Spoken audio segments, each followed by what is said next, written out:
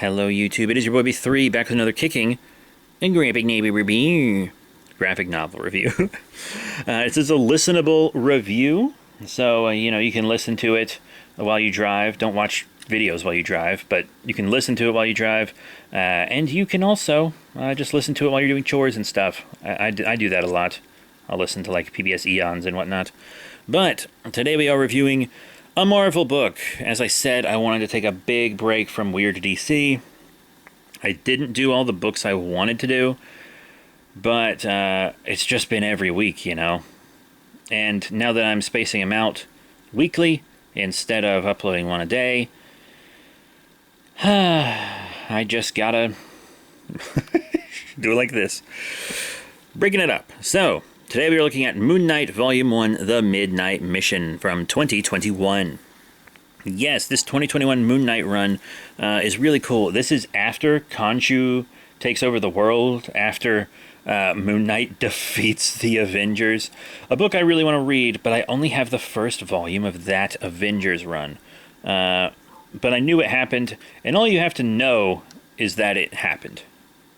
That's basically it. But Moon Knight did eventually betray Khonshu to save the planet, and he makes a deal with the Avengers.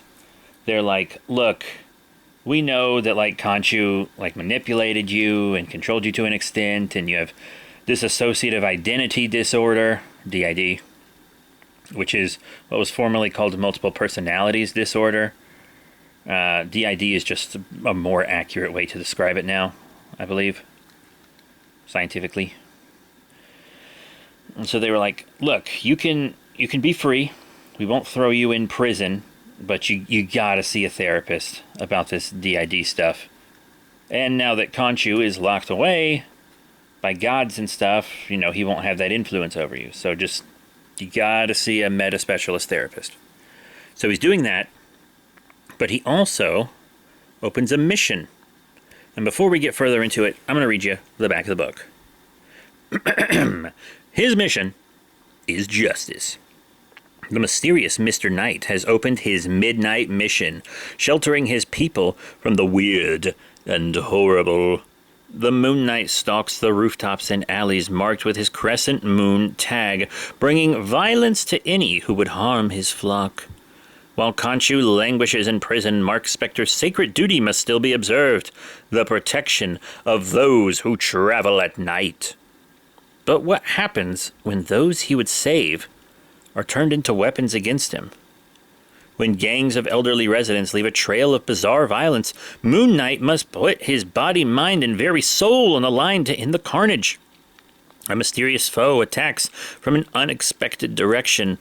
An old friend comes to visit, and Mark finds himself answering the same question over and over again. Why do you wear the mask? Collecting Moon Knight 2021 1 through 6 by Jed MacKay. Yes. Very cool. But others worked on it as well, like Rachel Rosenberg and Cassandra Cappuccino. And it's rated T for Teen from Marvel. So yeah, Moon Knight starts his mission. Like a mission as in working towards an objective, but also like a religious mission. I mean, he is the highest priest of Khonshu, and yeah, he's kind of like a heretic in a way. Because he's not pro Khonshu, but what Khonshu stood for, he's like, yeah, that was good, like protecting people at night, when it's a dangerous time to travel and stuff, that makes sense. That's still a good thing to do, and I still want to do that. And I'll still do it in Khonshu's name, but Khonshu won't be there. It's kind of interesting. It's actually very interesting, complex, and it really makes you think. Like there's a lot of questions you can answer. There's also these vampires that are starting like a vampire pyramid scheme, which makes so much sense when you think about it. These two vampires each converted two humans against their will into vampires. And, you know, in a lot of vampire mythology, when they turn someone into a vampire, that vampire can kind of be a thrall of theirs. They have dominion over that vampire and can control them as a minion until, like, something specific happens. Like, if the vampire controlling them dies, then that vampire will be free. Or so I've heard some where it's like if they drink the blood of their master vampire, they'll be free. Or if they drink enough human blood, they can earn their freedom. But then each of these guys is like, okay, we converted 2 people. Now all of you each go convert 2 people. And then those 2 people will convert 2 people. And they'll convert 2 people. And blah, blah, blah, blah, blah, blah, blah. It's a pyramid scheme to create minions. And then the thing is, the vampires that started the scheme, no matter how far down it goes, they control those minions. Because they control the minions that control the minions that control the minions that control the minions that control the minions. So it's just a long chain. Moon Knight does put a stop to it right as it's getting started, though. He kills the 2 main vampires, who are very clearly evil. But then the other 4, I mean, they were converted against their will. They haven't done anything wrong. He was going to kill them, but they made him kind of question what he originally thought about vampires. So he left them alive, but also he hired one to like be his secretary. And it works because she's on the same schedule as him, up all night, asleep during the day. She is now mostly impervious and strong enough to handle supervillains coming around. And, like, who else is going to hire her, you know? She's a vampire. Come on. But she's still taking night classes and stuff. Still letting herself be human for the most part. But there is some vampiric struggle. But it's not a big focus. Though it is nice to see Moon Knight doing a street-level shit. I also love the art. He always looks like he's glowing, which is a really good way to pull it off. And I don't just mean glowing like in the context of the story. I mean the page looks like it's glowing. It's incredibly well done. I mean, holy shit. It might be enhanced that because I read this on Kindle. I am a big believer in physical media. That being said, I read like a trade a day, and I can't store that many trades at home. Sorry.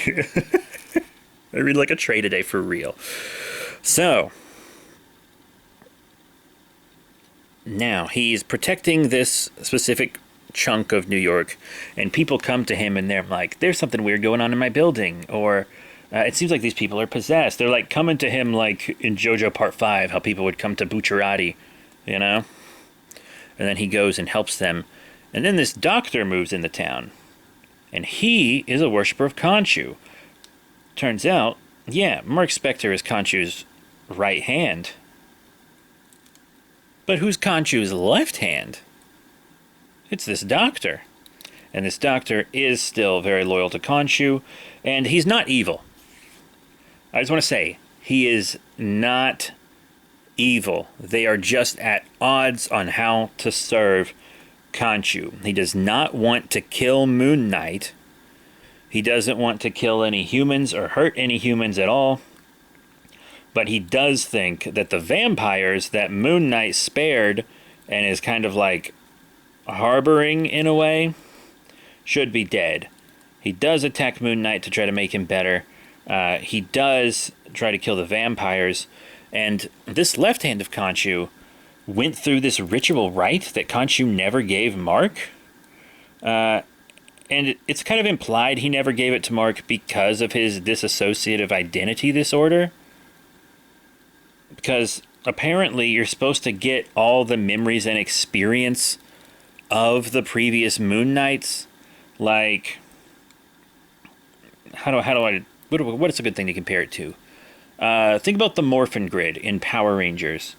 Like, if you become a Power Ranger, the previous wielders of that power's abilities are transferred into you.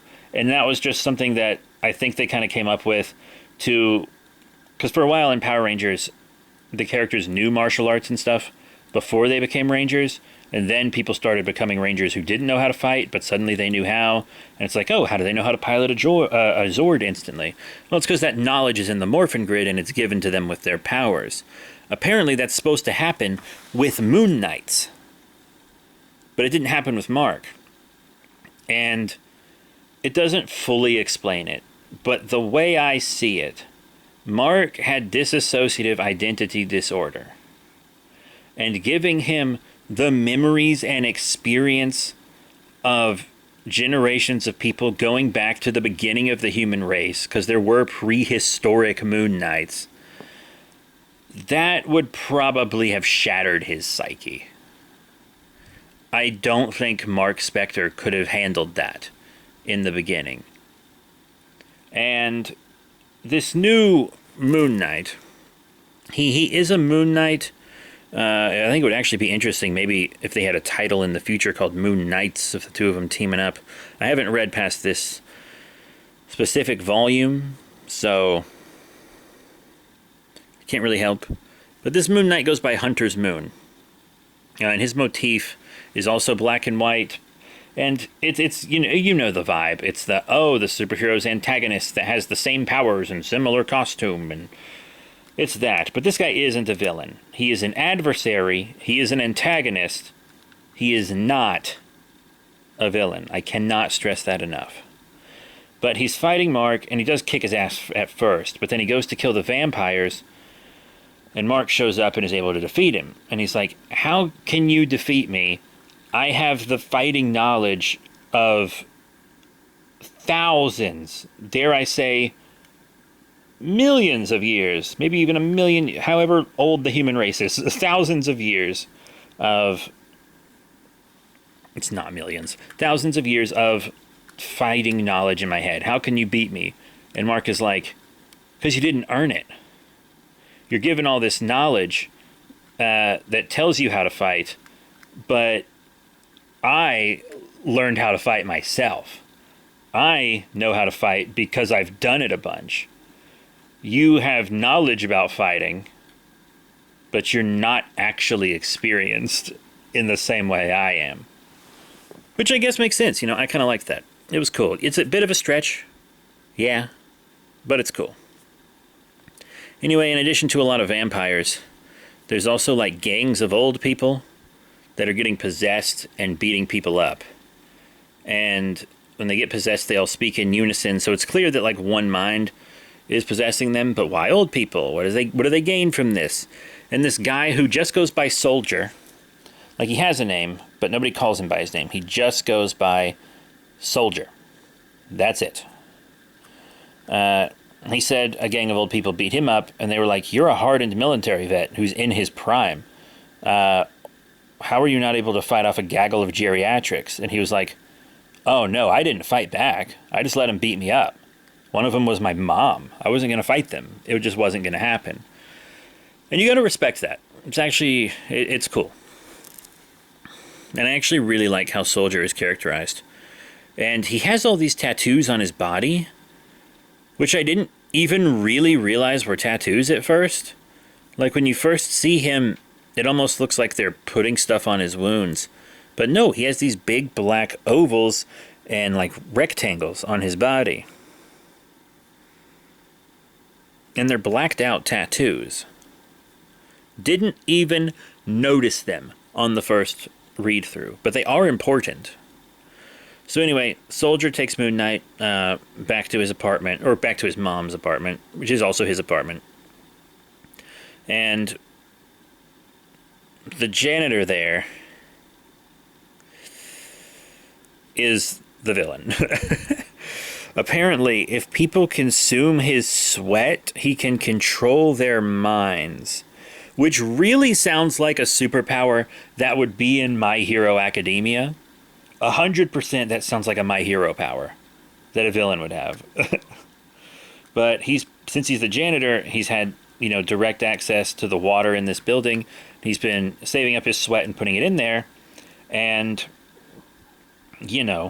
it's been affecting old people first because it gets diluted in the water. But, the elderly have, not as great of an immune system. and whatnot. So it takes less to control him.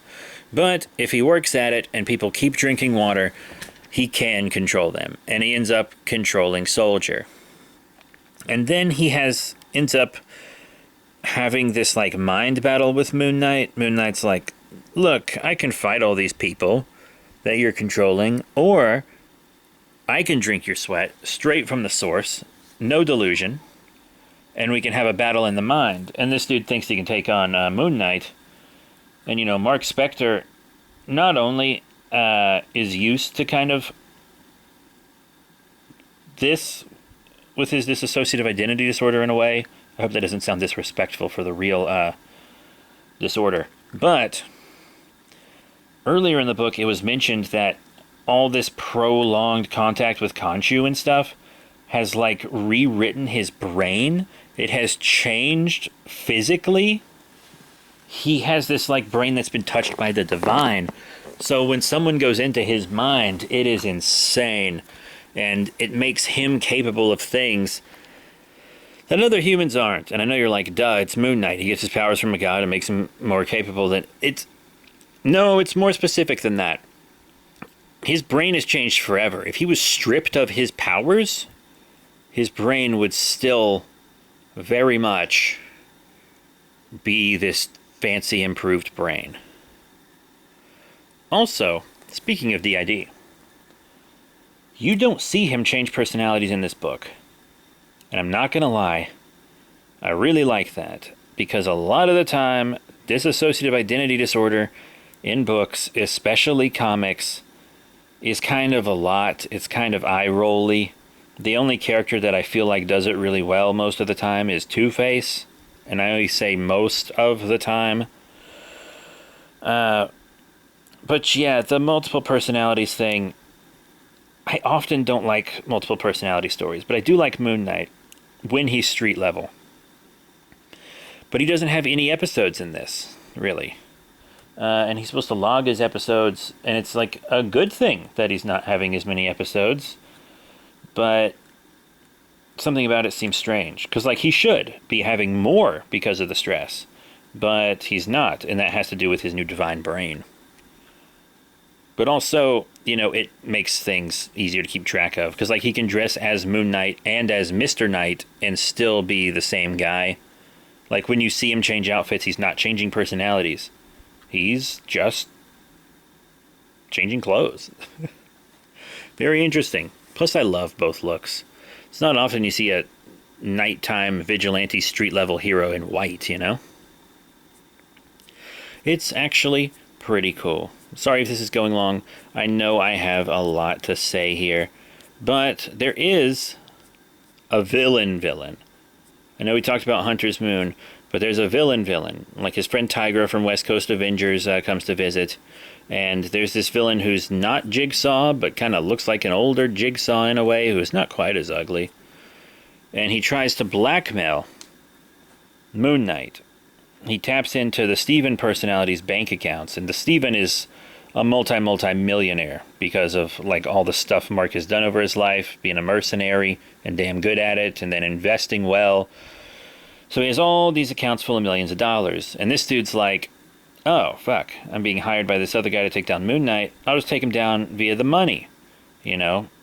I'll delete his digital millions right from the account. Not even take it for myself, just delete it so that there's no trail at all. But the guy was kind of stupid about it, in a way. Moon Knight only pretended to play along with it and pretended to be taken by the blackmail. Specifically so that his team would have time to track the dude down. He was like, look, I got a gaggle of immortal teenagers hanging out with me. They're like 18, 19. They're in college, I think. And he's like, look, they know how to use a phone, all right? Like, you called me with your window open and a street festival going on right outside. We just found the street festival this night that sounded like it, and bada bing, bada boom, here you are. Jeez. So he and Tigra take him out, but he's like, don't take another step or I'll delete all your money. And Moon Knight's like, I don't fucking care. I'm Moon Knight. I will beat the shit out of you. I'll beat the fucking shit out of you, dude. Delete it. And the guy's like deleting his money. And it doesn't tell us how much gets deleted, but he's definitely gone down a few tax brackets. He might have a few million left at most, but he's not operating with the capital that he used to. And we've seen that with Moon Knight a lot, going like back and forth with money. We've even seen it with like Batman. But since it doesn't tell us how much exactly was taken, there's like some plausible deniability. So if they want him to have enough money to do something in the future, they can. But also, if they want to be like, oh, I can't afford that right now, it also makes sense. So I actually like that they didn't define how much money he lost, because it leaves their story options open. And a lot of the time, when rich characters like Iron Man or Batman lose all their money, it doesn't change the status quo very much. Like in Scott Snyder's Batman Eternal, Batman does lose his money, but nothing really changes. It doesn't feel like anything changed in any of the Batman titles, really. But then in James Tynion the Fourth's Batman run, Joker takes his money, and it really affects the status quo. And I actually really respected them for doing that, and I do think Batman became a better character because of it.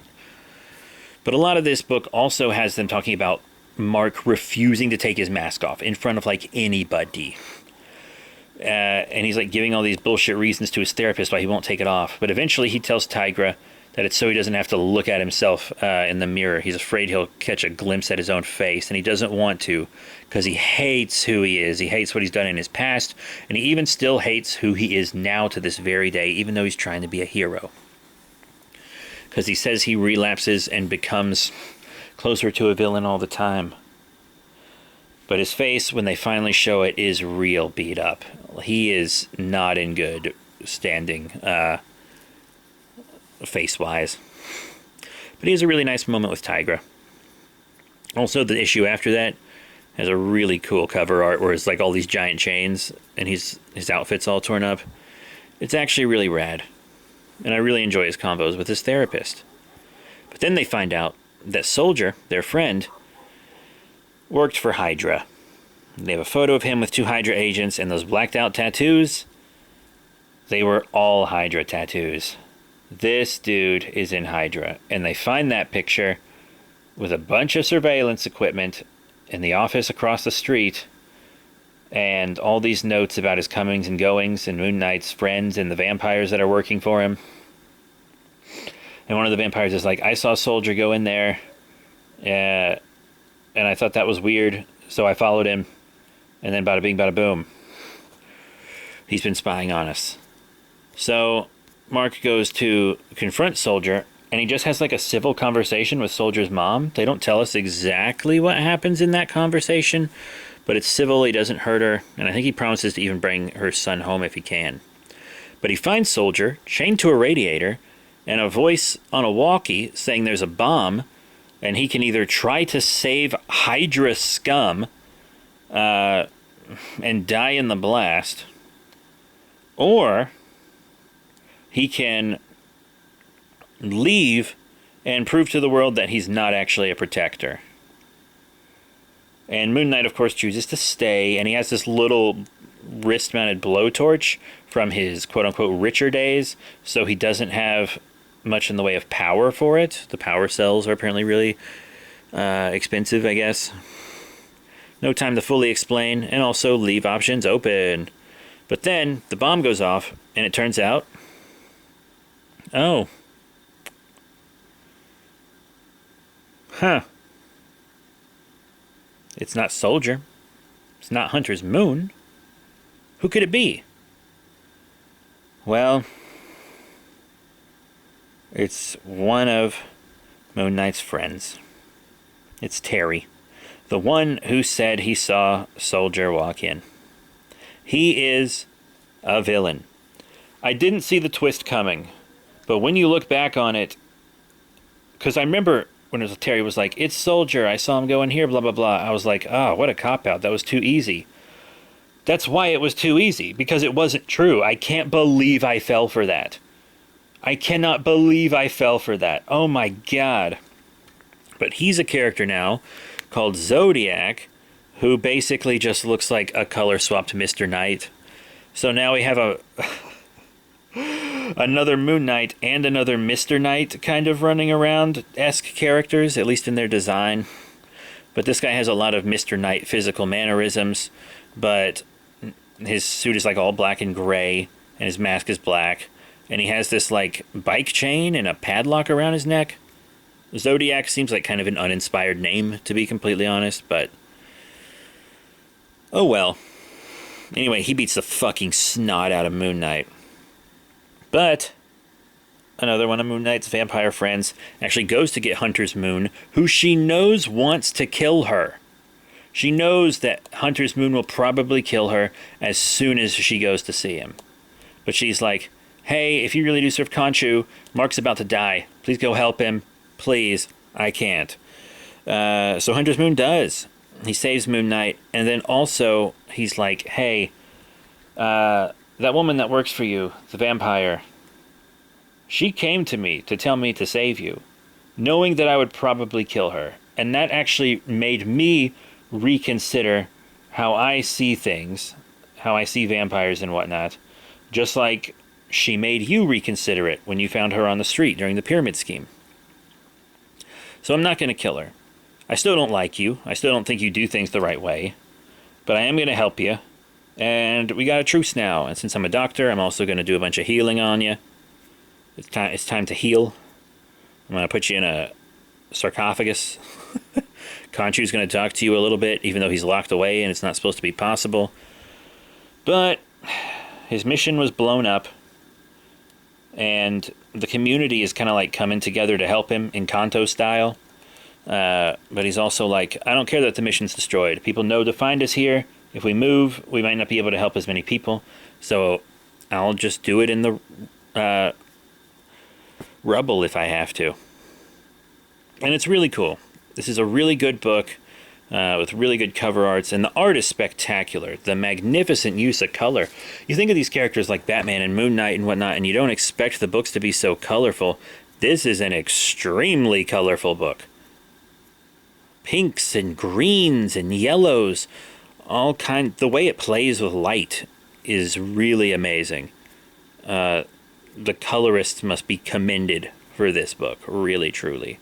And the way Moon Knight is drawn is very scary looking. But there's also some pages from Avengers in this.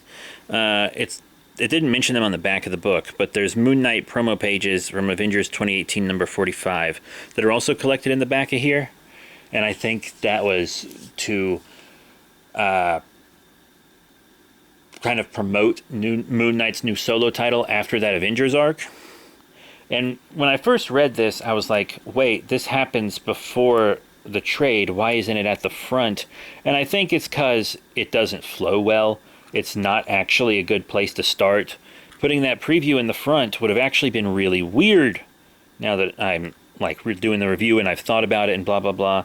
So I'm like, oh, why didn't they put it in the Avengers book? And the answer is they probably did. It probably is in the Avengers trade, for all I know. I haven't read it.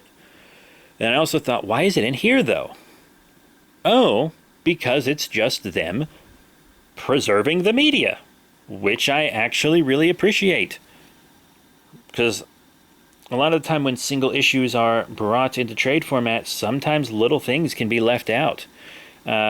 Like Immortal Hulk. I have reviewed all of Immortal Hulk. I actually did a big compilation video with all the volumes and the tie-in volumes. And the first omnibus volume is tacked on at the end too.